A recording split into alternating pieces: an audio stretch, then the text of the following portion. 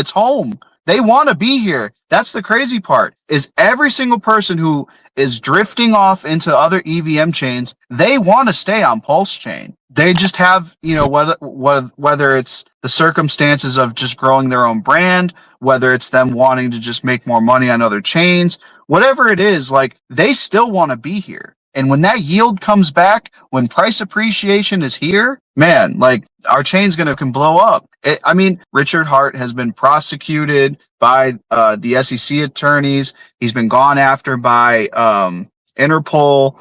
He's gotten a bad reputation throughout the crypto community because they're gatekeeping bug eating who sold their souls for liquidity. What good is he if they can't make money off of him? Like, he purposely went in and, I think it was during the HEX times, where certain wallets that held a certain amount of Bitcoin supply, they weren't going to get most of HEX, right? Like, if you were going to sacrifice, depending on your bag of Bitcoin, right, you couldn't really sacrifice like that. The best people to get in are the people who have really strong belief systems with like a middle ground of capital. Those are the people who are going to do way better than even a VC on Solana. And that's my opinion. And that could be, you could say that that's, too bullish or whatever. And Solana's going to outpace PulseChain if you really think that. But I don't know. I'm just a firm believer that this chain is really in for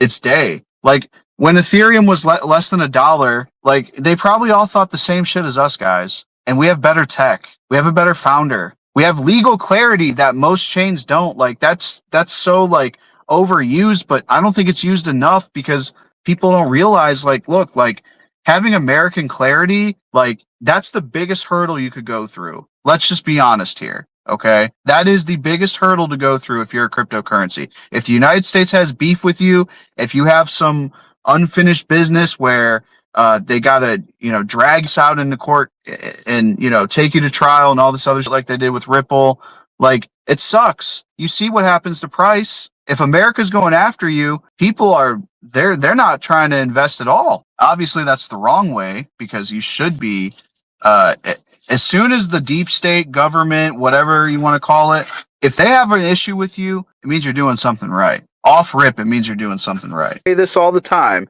and I get it, but I am locked up for not 15 years, but it's like 12 or 13. Like, I'm in there, like, just like everybody else. Like, of course I had, some liquid because, like, I want to take a little bit of profits. Like, come on, man, like, I need something. You're throwing in money to the fire for a couple years straight, dude. You need to take some profits. You need to have something liquid to, like, have something for the 3D world, right? But I think that if you have HEX, it's kind of pointless to just, like, hold it. Like, like, if you want to like long-term trade something, I always tell people, like, then just do Pulse and PulseX and just call it a day. I want to make money though. Well, then just buy Pulse and PulseX and then just go away and then come back when, you see things trending. I just really do think it's pointless if you're just, like, holding liquid HEX. It's like, you might as well stake most of it. Like, if HEX goes, like, here's the thing. People have low conviction in HEX because it's on a whole new chain and all this other stuff. And, people think that, oh, eHEX is gonna, steal the show some way, shape. It's like, no, probably not. You'll probably here's the probability of what's going to happen. HEX on PulseChain goes pretty high. Maybe not like 3-figure high, but it could definitely go 2 figures of some sort, right? And I'm sure it's going to be a numerology number. It's probably going to be like, it's going to be something, right? Whether it's $3.69 and $5.55, or whether it's like $36.90 and $55.55, like, it's going to be something like that. Like, I think we all kind of can speculate that way, because that's kind of who Richard is. Richard, most of his chain is based off numerology, so it's like you can kind of expect, like, wherever we go, like, in terms of price, like, Richard's going to make sure, like, he kind of just gives it that extra boost on whatever number that, like, fits the lore. So, like, if naturally we get to, like, a pretty, we go over $5. I think it's pretty safe to say we're probably going to go to like the 30s or the $50 ranges, just because that's kind of like where my head's at.